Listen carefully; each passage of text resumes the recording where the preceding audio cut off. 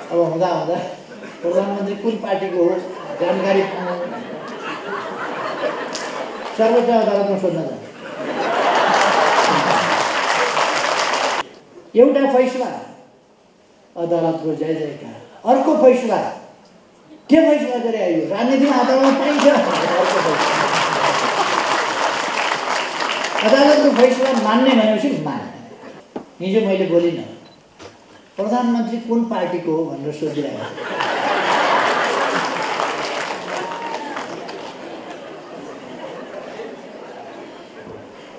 अब मैले उहाँहरूलाई सोध्न नपरोस् तपाईँ कुन पार्टी। उहाँले मलाई नेकपाको साधारण सदस्यबाट पनि निकाल्नु भएको थियो। म साधारण सदस्य पनि होइन नेकपा। अदालतले भनौँ म कुन पार्टीको सदस्य हो कुन पार्टीको अध्यक्ष। अदालतले भनेको पनि नसुन्ने, देख्नै नसक्ने, देख्नै नखोज्ने, आँखा भएर के गर्ने, कान भएर के गर्ने, सुन्नै नसक्ने। माननीय भनेर अगाडि लेखेको हुन्छ, माननीय भनेर लेखिए जस्तै माननीयले बोल्ने भाषा जस्तै बोलेर छलफल गरौँ। कमसेकम मेरै मेख मार्न पनि हिजो त चुप लाएर त बस्नु पर्छ।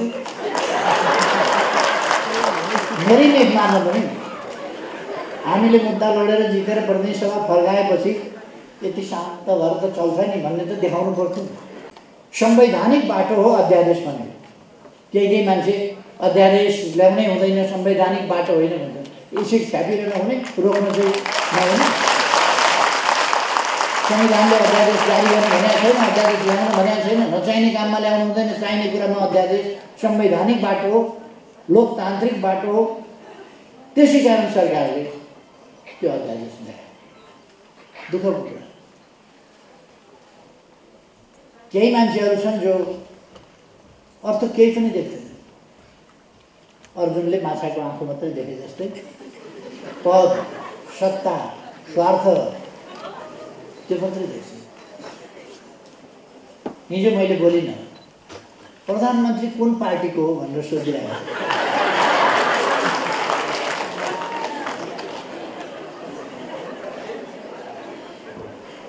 अब मैले उहाँहरूलाई सोध्न नपरोस् तपाईँ कुन पार्टी।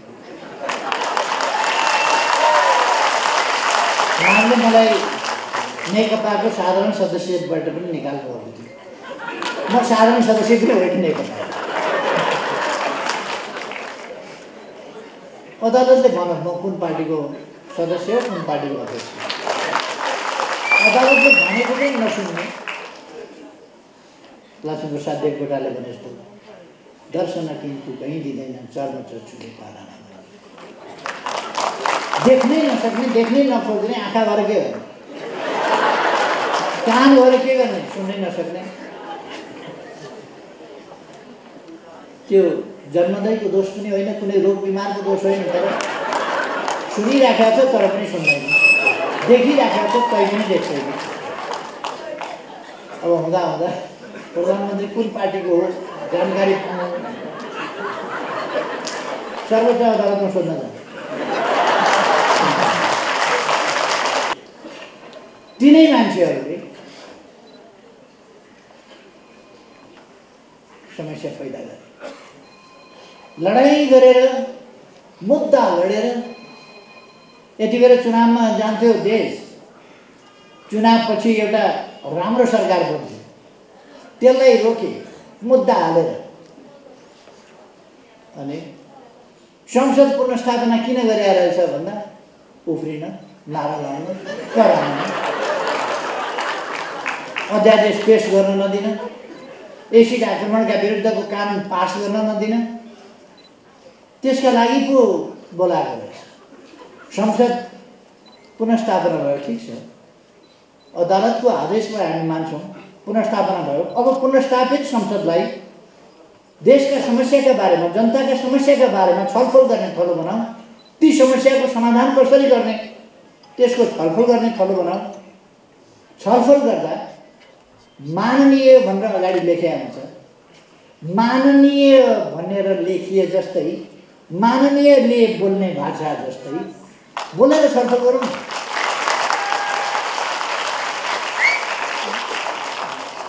छलफल गरे हो कि उब्रेको हो कि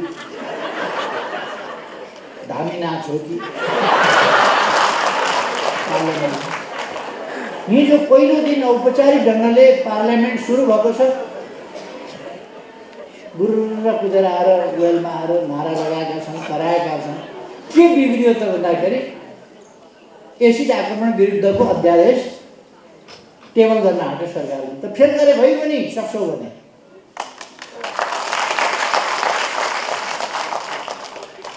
फेल गर्ने आँट कसैको छ?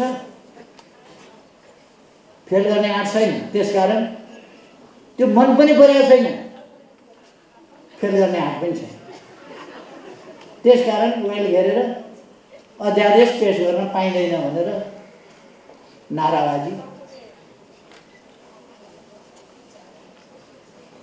प्रतिनिधि सभा पुनर्स्थापना हुनुपर्छ भनेर मुद्दा लडेर झगडियाले जस्तो मुद्दा लडेर सिमानाको झगडा जस्तो राजनीतिक फैसला जे उस मुद्दा लडेर आइसकेपछि ताज्जुब देखियो। एउटा फैसला अदालतको जय जयकार, अर्को फैसला के फैसला गरे आयो? राजनीतिमा अदालतमा पाइन्छ अदालतको फैसला मान्ने भनेपछि मान्ने। शक्ति पृथकीकरणको सिद्धान्त, स्वतन्त्र न्यायालय, न्यायालयका फैसलाहरूको सम्मान गर्नुपर्छ भनेपछि मेरो पक्षमा भए सम्मान गर्ने, पक्षमा भएन भने अब मैले त जुन पनि मुद्दा हालिराखेको छु सम्मान गरेको छु, त्यसको कार्यान्वयन गर्ने भनेको छु। मैले प्रतिनिधि सभा विघटन गरेँ, दुर्दिन देख्नु थियो, पुनर्स्थापित भयो। प्रतिनिधि सभा पुनर्स्थापना भयो। चुनावमा जाने बेलामा नाराजु हेर्नुहोस् त, एकातिर एक थरी गुरुर कुद्छन्, अर्को थरी गुरुर बाहिर निस्किन्छन्, अर्को थरी नारा लाउँछन्। संसदको हालत हेर्नुहोस् त, पहिलो घाँसै झिँगा पऱ्यो हेर्नुहोस् त, प्रथम घाँसै मुख्य कहिले घाँस खै।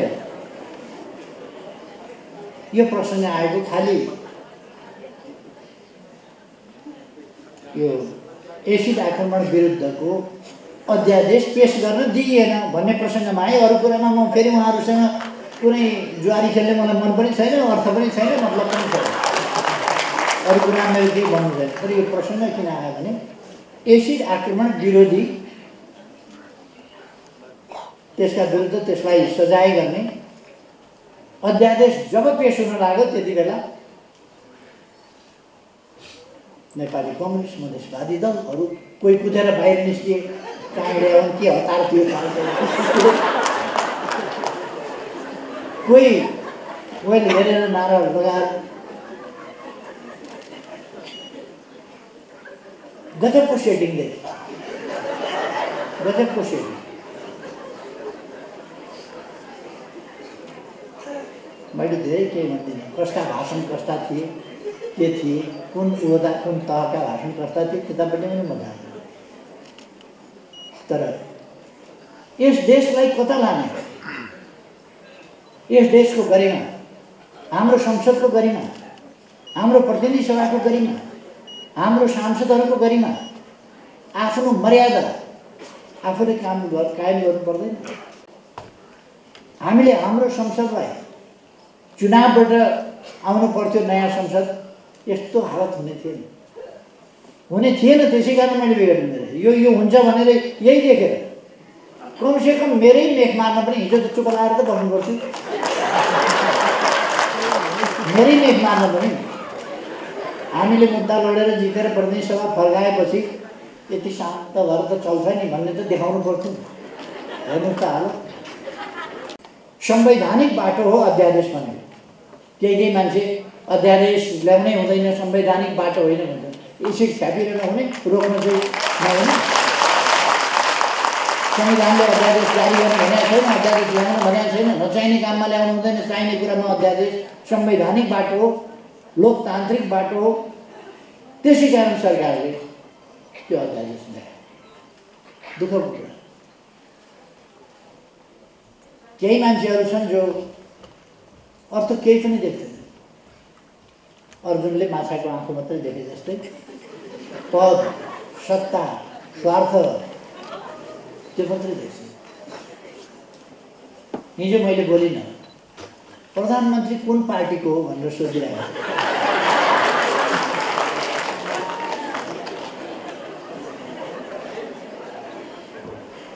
अब मैले उहाँहरूलाई सोध्न नपरोस् तपाईँ कुन पार्टी।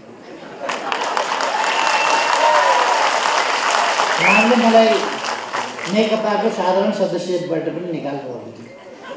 म साधारण सदस्य पनि होइन नेकपा। अदालतले भनौँ म कुन पार्टीको सदस्य हो, कुन पार्टीको अध्यक्ष।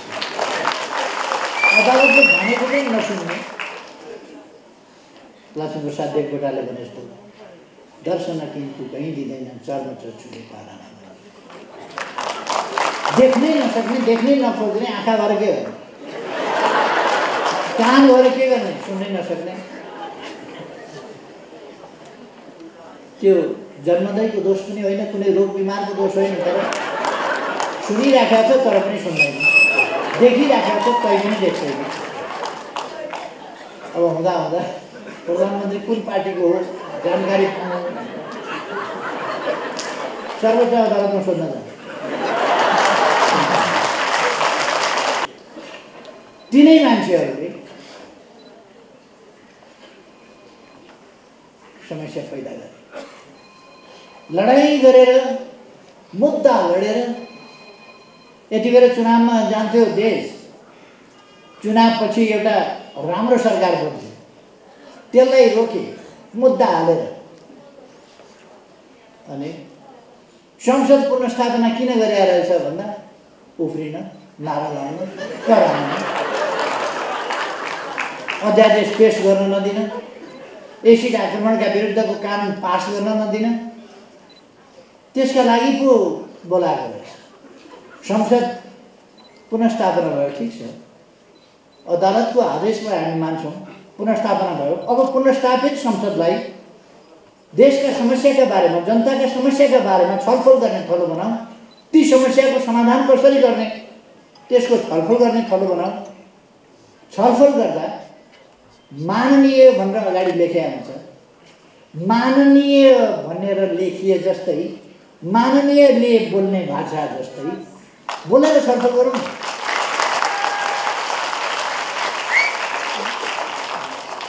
छलफल गरे हो कि उब्रेको हो कि धामी नाच हो कि हिजो पहिलो दिन औपचारिक ढङ्गले पार्लियामेन्ट सुरु भएको छ। गुरुर कुदेर आएर वेलमा आएर नारा लगाएका छन्, कराएका छन्। के बिग्रियो त भन्दाखेरि एसिड आक्रमण विरुद्धको अध्यादेश टेबल गर्न आँट्यो सरकारले। त फेल गरे भइगयो नि, सक्छौ भने।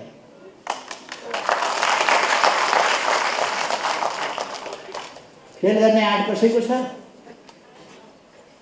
फेल गर्ने आँट छैन। त्यसकारण त्यो मन पनि परेको छैन, फेल गर्ने आँट पनि छैन।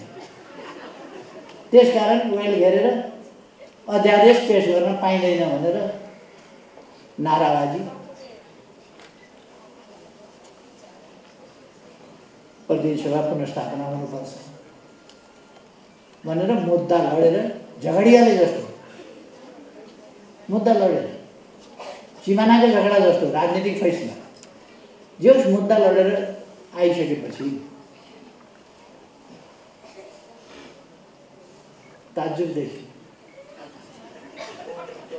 एउटा फैसला अदालतको जय जयकार, अर्को फैसला के फैसला गरे आयो? राजनीतिमा अदालतमा पाइन्छ अदालतको फैसला मान्ने भनेपछि मान्ने। शक्ति पृथकीकरणको सिद्धान्त, स्वतन्त्र न्यायालय, न्यायालयका फैसलाहरूको सम्मान गर्नुपर्छ भनेपछि मेरो पक्षमा भए सम्मान गर्ने, पक्षमा भएन भने अब मैले त जुन पनि मुद्दा हालिराखेको छु सम्मान गरेको छु, त्यसको कार्यान्वयन गर्ने भनेको छु। मैले प्रतिनिधि सभा विघटन गरेँ, दूरदिन देख्नु थियो पुनर्स्थापित भयो। प्रतिनिधि सभा पुनर्स्थापना भयो, चुनावमा जाने बेलामा नाराजु हेर्नुहोस् त, एकातिरबाट एक थरी गुरुर कुद्छन्, अर्को थरी गुरुर बाहिर निस्किन्छन्, अर्को थरी नारा लाउँछन्। संसदको हालत हेर्नुहोस् त, पहिलो घाँसै झिँगा पऱ्यो हेर्नुहोस् त, प्रथम घाँसै मुक्ति कहिले घाँस झिँगा खै। यो प्रसङ्ग आएको खालि यो एसिड आक्रमण विरुद्धको अध्यादेश पेश गर्न दिइएन भन्ने प्रसङ्गमा आयो। अरू कुरामा म फेरि उहाँहरूसँग कुनै जुवारी खेल्ने मलाई मन पनि छैन, अर्थ पनि छैन, मतलब पनि छैन, अरू कुरा मेरो केही भन्नु छैन। तर यो प्रसङ्ग किन आयो भने एसिड आक्रमण विरोधी, त्यसका विरुद्ध त्यसलाई सजाय गर्ने अध्यादेश जब पेश हुन लाग्यो त्यति बेला नेपाली कम्युनिस्ट, मधेसवादी दलहरू कोही कुदेर बाहिर निस्किए, कहाँ ल्याउन् के हतार थियो, कोही कोहीले हेरेर नाराहरू लगाएर गजबको सेटिङ देखे, गजबको सेटिङ।